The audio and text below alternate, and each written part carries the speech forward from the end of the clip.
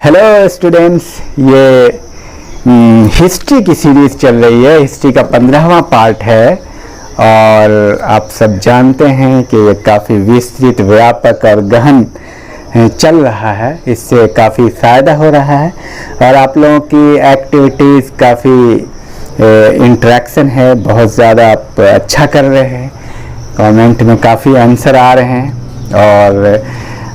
और साथ में ये जो वीडियो है ये किसके लिए फ़ायदेमंद है?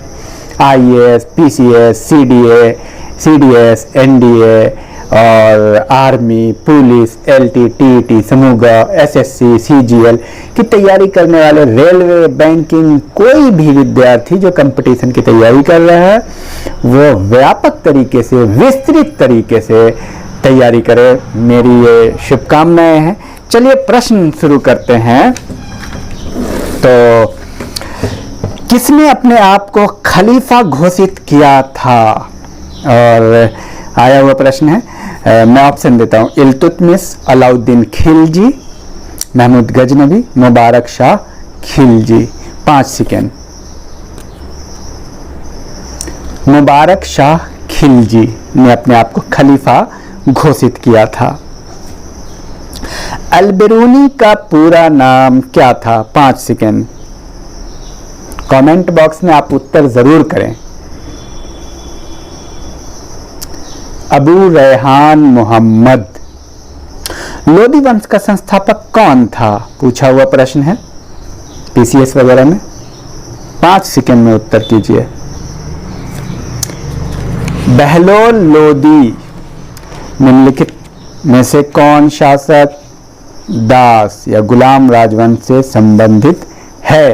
पूछा हुआ प्रश्न है। इल्तुतमिश, हुमायूं, अकबर, शाहजहां। 5 सेकेंड। इल्तुतमिश है। आप देखिए, हुमायूं, अकबर, शाहजहां तो मुगल वंश है। देखिए, इस बात का ख्याल रखिए, मुगल वंश अलग है और दिल्ली सल्तनत अलग है। बहुत सारे लोग कंफ्यूज हैं, वो समझते हैं मुगल वंश, मुसलमान नाम देखा सबको एक ही समझते हैं, तो ये गलतफहमी। दिल्ली सल्तनत अलग है, जो 1206 से 1526 ईस्वी तक रही, ये भी मुस्लिम ही थे। ये इसमें कौन कौन लोग हैं आपको पिछली वीडियो में मैंने बताया था। इसमें है खिलजी, तुगलक, सबसे पहले गुलाम वंश, उसके बाद गुलाम के बाद खिलजी, खिलजी के बाद तुगलक, सैयद, लोदी, उसके बाद मुगल आता है। तो खिलजी, तुगलक, सैयद, लोदी सब मुस्लिम ही हैं। तो इस गलतफहमी में मत रहिएगा कि सारा गुलाम वंश है, खिलजी है, तुगलक है, सैयद है, लोदी है। दिल्ली सल्तनत कहलाता है ये 1206 से 1526 और 1526 से 1857 वो मुगल काल है और मुगल काल में भी मुस्लिम ही हैं शासक। तो इसका ख्याल रखें। पंजाब के हिंदू शाही राजवंश को किसने स्थापित किया? 5 सेकेंड। कल्लर। भारतीय मुस्लिम राज का संस्थापक कौन माना जाता है? पीसीएस का प्रश्न है। 5 सेकेंड। मोहम्मद गौरी। अल-बिरूनी किसके शासनकाल में इतिहासकार था? पीसीएस, एएसएम, एसएससी सब में आया। अल-बिरूनी किसके शासनकाल में इतिहासकार था? 5 सेकेंड। महमूद गजनवी। भारत में गुलाम वंश का संस्थापक कौन था? पीसीएस, डिफरेंट, एसएससी, आरआरबी सब में आया है। गुलाम वंश का संस्थापक कुतुबुद्दीन ऐबक। लाख बख्श के नाम से किस भारतीय शासक को जाना जाता है? PCS, SSC. कुतुबुद्दीन ऐबक को लाख बख्श के नाम से जाना जाता है। और देख लेते हैं, महमूद गजनवी ने भारत पर कितनी बार आक्रमण किया? बहुत मशहूर प्रश्न है, उत्तर करें 5 सेकंड में। 17 बार। भारतीय इतिहास में बाजार नियम और मूल्य नियंत्रण पद्धति की शुरुआत किसने की? यूपी, पीसीएस 1998, आरआरबी, एसएससी का प्रश्न है। अलाउद्दीन खिलजी। दक्षिण अफ्रीकी यात्री इब्ने बतूता किसके शासनकाल में भारत आया? एसएससी 2005। 5 सेकेंड। मोहम्मद बिन तुगलक। इब्ने बतूता आया मोहम्मद बिन तुगलक के समय। कुतुब मीनार के कार्य को किसने पूरा किया? प्रश्न जानना चाहेंगे कहाँ कहाँ है, एएसएम, एसएससी या 2005 एसएम बार बार आया है। कुतुब मीनार का कार्य किसने पूरा किया? इल्तुतमिश ने। शुरुआत किसने किया? कुतुब से, पता है, कुतुबुद्दीन ऐबक ने। वो रोमन सम्राट अगस्टस की भांति सावधान था कि वो दूसरों की तरह शक्तिशाली ना लगे और वो दूसरों के स्तर से अधिक ना लगे। ये संदर्भ किसका है? पूछा हुआ प्रश्न है, 5 सेकंड में। दूसरों से शक्तिशाली ना लगे और दूसरों से अधिक ना लगे, किसने कहा? बहलोल लोदी। सब देखिए, अपनी अपनी पॉलिसी है। यहाँ तो कोई चाह रहा है कि भाई सबसे शक्तिशाली लगे और कोई चाह रहा है कि दूसरों से शक्तिशाली न लगे। सोच के स्तर को समझिए, इतिहास से ही समझना पड़ेगा, मुजुबानी नहीं। निम्नलिखित में से कौन गुलरुखी के उपनाम से कविताएं लिखा करता था? एनडीए 2001 का प्रश्न, 5 सेकंड में उत्तर करें। गुलरुखी, सिकंदर लोदी। अलबेरूनी के अनुसार अंत्यज यानी चतुर्वर्ण के नीचे का वर्ग वर्ण में कौन शामिल थे? अंत्यज में कौन शामिल थे? तो मैं आपको बता देता हूं, धोबी, मोची, जादूगर, डालिया, ढाल बनाने वाले, नाविक, मछुआ, व्याध, जुलाहा, ये सब शामिल थे अंत्यज में, अलबेरूनी कहते हैं। और याद रखिएगा, अलबेरूनी की बात बहुत सही है, उसको आप जरूर याद रखिए, बहुत महत्वपूर्ण है आपके लिए। अलबेरूनी पूछा जा सकता है। नेक्स्ट, वह हिंद का युद्ध जो 1008 और 9 में हुआ, किन के बीच लड़ा गया? सीडीएस एनडीए का प्रश्न है, एनडीए 2003 में आया है। वह हिंद का युद्ध, वह हिंद का युद्ध महमूद गजनवी और आनंद पाल के मध्य हुआ था। वह हिंद का युद्ध महमूद गजनवी और आनंद पाल के मध्य हुआ था। तो इस तरह का प्रॉब्लम आता है शूटिंग में, कैमरा गिर जाता है कई बार। चलिए आगे बढ़िए।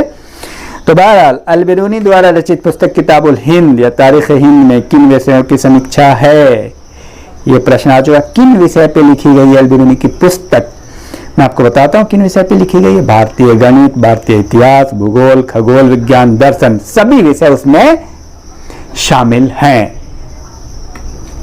और नेक्स्ट आगे बढ़ते हैं। निम्नलिखित में से कौन सा कथन बलबन के संबंध में असत्य है? सीडीएस 1999 का प्रश्न है। तो असत्य को छोड़ दें, सत्य की तरफ बढ़ते हैं और सत्य देखते हैं कौन सा कथन है। तो सारे कथन सत्य हैं, मैं बताता हूं। बलबन के संबंध में कथन, सीडीएस का प्रश्न है तो जानना जरूरी है। उसने चलीसा या चहलगामी से संबंधित सामंतों का दमन किया, सही है। कानून एवं व्यवस्था की बहाली के लिए उसने लौह एवं रक्त की नीति अपनाई, ये भी सही है बलबन ने। उसने केंद्रीय सैन्य विभाग दीवाने अर्ज की स्थापना की, किसने किया? दीवाने अर्ज, बलबन ने। आता है ये प्रश्न, सीडीएस का आया हुआ। और मैं आपको बता, सीडीएस हो या आईएएस हो, प्रश्न बहुत स्टैंडर्ड होता है सीडीएस का, तो इस पर आप ध्यान रखेंगे। चलिए नेक्स्ट आगे की तरफ। दिल्ली सल्तनत का वो प्रथम सुल्तान कौन था जिसने स्थायी सेना रखी थी? स्थायी सेना किसने रखी थी? आप लोगों को आता भी है, एनडीए 1999 का प्रश्न है, 5 सेकंड में उत्तर करें। अलाउद्दीन खिलजी, अलाउद्दीन खिलजी था वो। चलिए आगे बढ़ते हैं। गुलाम वंश के आरंभिक शासकों को निम्न में से कौन सा सही क्रम है? गुलाम वंश के शासक की बात हो रही है, क्रम में लगाने के लिए सीडीएस 2001 का प्रश्न है, 5 सेकंड में। मैं आपको खुद क्रम लगा के आपको देता हूं, क्योंकि इसमें आप कहाँ, सबसे पहले है कुतुबुद्दीन ऐबक, उसके बाद आराम शाह, उसके बाद इल्तुतमिश, तब रजिया। तो ध्यान में रहे, कुतुबुद्दीन ऐबक के बाद आया था आराम शाह, उसके बाद आया था इल्तुतमिश। तो हम जनरली कुतुबुद्दीन ऐबक के बाद इल्तुतमिश को याद करते हैं। इल्तुतमिश से पहले आराम शाह दिमाग में रख लीजिए। कुतुबुद्दीन ऐबक के बाद आराम शाह, उसके बाद इल्तुतमिश, इल्तुतमिश की बेटी रजिया सुल्ताना। सीडीएस का है प्रश्न। नेक्स्ट क्वेश्चन की तरफ आते हैं। राज्य संबंध में उलमा के दखल का विरोध किस सुल्तान ने किया था? ये प्रश्न पूछा गया, किस सुल्तान ने उलमा के दखल का विरोध किया था? 5 सेकंड में उत्तर करें। अलाउद्दीन खिलजी, अलाउद्दीन खिलजी ने विरोध किया था। चलिए नेक्स्ट क्वेश्चन की तरफ। और ये बहुत महत्वपूर्ण क्वेश्चन है। दिल्ली सल्तनत के पतन के लिए कौन से कारण उत्तरदायी थे? और मैं आपको बताता हूं कौन कौन, ये चुनना है इसमें 1 2 3। तो दिल्ली सल्तनत के लिए कौन कौन से कारण उत्तरदायी थे आप देखिए। दुर्बल प्रशासन, तैमूर का आक्रमण और अधिग्रहण की स्पष्ट नीति का अभाव। ये 3 महत्वपूर्ण कारण थे। दुर्बल प्रशासन, तैमूर का आक्रमण और अधिग्रहण की स्पष्ट नीति का अभाव। चलिए नेक्स्ट क्वेश्चन की तरह। इब्राहिम लोदी के बारे में निम्न से क्या सत्य नहीं है? तो सत्य को चुन लेते हैं। इब्राहिम लोदी के बारे में क्रूर एवं निरंकुश शासक था, पूछा हुआ प्रश्न है। इब्राहिम लोदी। अफगान अमीरों की खिलाफत उसी के समय में हुई। दौलत खान ने काबुल के शासक बाबर को इब्राहिम लोदी को हराने के लिए बुलाया। किसने बुलाया बाबर को? इब्राहिम लोदी ने। इब्राहिम लोदी बहुत ही क्रूर और निरंकुश शासक था। उसी के समय में पानीपत की पहली लड़ाई होती है। और साथ साथ में आप इस बात का ख्याल रखेंगे और आप ये जानने की कोशिश करेंगे बाबर को किसने इनवाइट किया था भारत में, वो कौन कौन लोग थे जो बाबर को, कहा जाता है कि बाबर खुद से नहीं आया था यहाँ, बाबर को बुलाया गया था, स्वागत किया गया था, आओ। और यहाँ हमेशा ऐसा ही होता है। चलिए नेक्स्ट। दिल्ली के निम्नलिखित सुल्तानों में से किसने तैमूर शासक मिर्जा शाहरुख के अधिराज में आना स्वीकार किया? तैमूरी शासक मिर्जा शाहरुख के अधिराज में आना स्वीकार किया। दिल्ली के कौन से शासक थे? सीडीएस का प्रश्न है, 5 सेकंड में उत्तर करें। खिज्र खां सैयद, खिज्र खां सैयद। और एक प्रश्न है, 11वीं सदी के भारत का दर्पण किसे कहा जाता है? 11वीं सदी के भारत का दर्पण किसे कहा जाता है? 5 सेकंड में उत्तर करें। किताबुल हिंद को कहा जाता है। सल्तनत काल में भू राजस्व का सर्वोत्तम ग्रामीण अधिकारी कौन था? पीसीएस का प्रश्न है। सर्वोत्तम ग्रामीण अधिकारी चौधरी। और अलाउद्दीन खिलजी के आक्रमण के समय देवगिरी का शासक कौन था? पीसीएस का प्रश्न है, 2005 में आया, 2010 में आया। देवगिरी का शासक कौन था अलाउद्दीन खिलजी के समय? इस पे फिल्म भी बन चुकी है, आप बताइए। देवगिरी का शासक कौन था उस समय? रामचंद्र देव। नेक्स्ट, निम्नलिखित में से किसका आक्रमण भारत पर किया गया? द्वितीय तुर्क आक्रमण था। द्वितीय तुर्क आक्रमण कौन था? महमूद गजनवी, मोहम्मद गौरी, चंगेज खां, तैमूर लंग। 5 सेकंड में उत्तर करें। मोहम्मद गौरी। आप कमेंट बॉक्स में उत्तर जरूर करें। चलिए, मोहम्मद गौरी एवं पृथ्वीराज चौहान के बीच विवाद के मूल में क्या था? विवाद का मूल क्या था? तो मूल था भटिंडा या ताबर हिंद। भटिंडा उसके विवाद के मूल में था। और मोहम्मद गौरी किस वंश का था?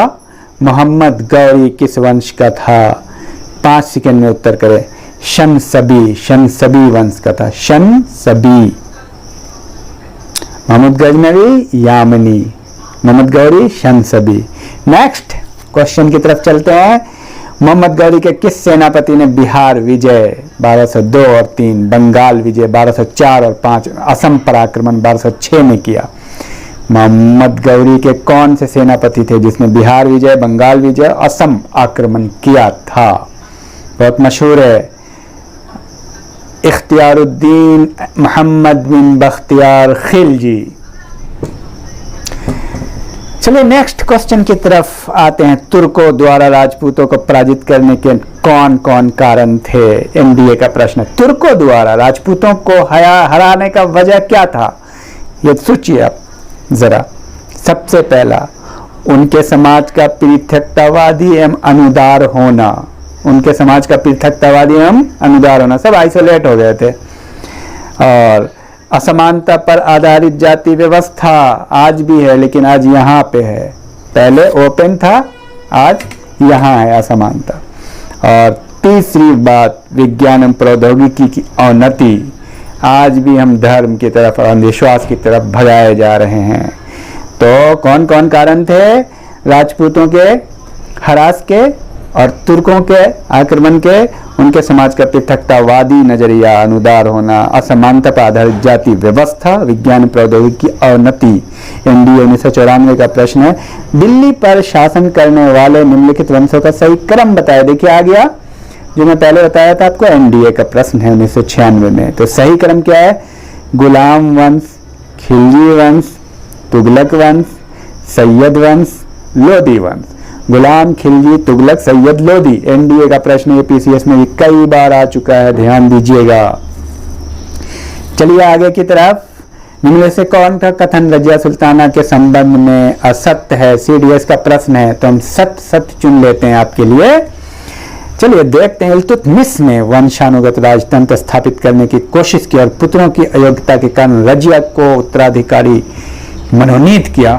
सोचिए, इल्तुतमिश उस समय, आप कहते हैं 500 साल पहले इल्तुतमिश ने अपनी बेटी को चुना, और आज बेटियों की क्या हालत है। आगे बढ़िए। दूसरा पॉइंट, 1236 ईस्वी में जनता के सक्रिय सहयोग से रजिया सुल्ताना दिल्ली की सुल्तान बनी। 1236 में, मैंने आपको कह दिया 500 साल पहले या 800 साल पहले की बात है।